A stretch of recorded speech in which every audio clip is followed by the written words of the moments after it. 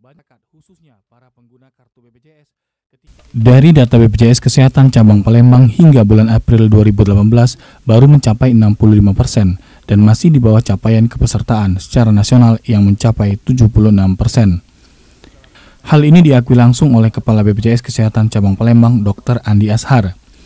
Menurutnya untuk meningkatkan kepesertaan Program Jaminan Kesehatan Nasional atau JKN, pihaknya kini terus giat melakukan sosialisasi kepada masyarakat. Bahkan BPJS Kesehatan Cabang Palembang yang membawahi Kota Palembang, Oki, OI, Muba, dan Banyu Asin ini menargetkan pada akhir tahun 2018 kepesertaannya dapat mencapai 90%. Sampai dengan sekarang di kantor cabang Palembang, kami wilayah kerjanya kan dari 5 kabupaten kota.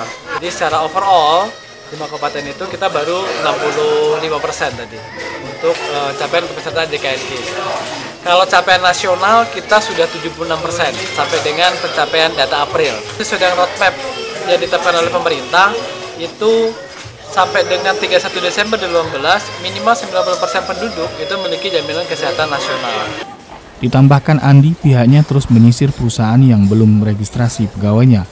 Selain itu perseorangan dengan sistem jemput bola agar peserta tidak susah mendatangi kantor BPJS. Tim Liputan TVRI Sumsel melaporkan.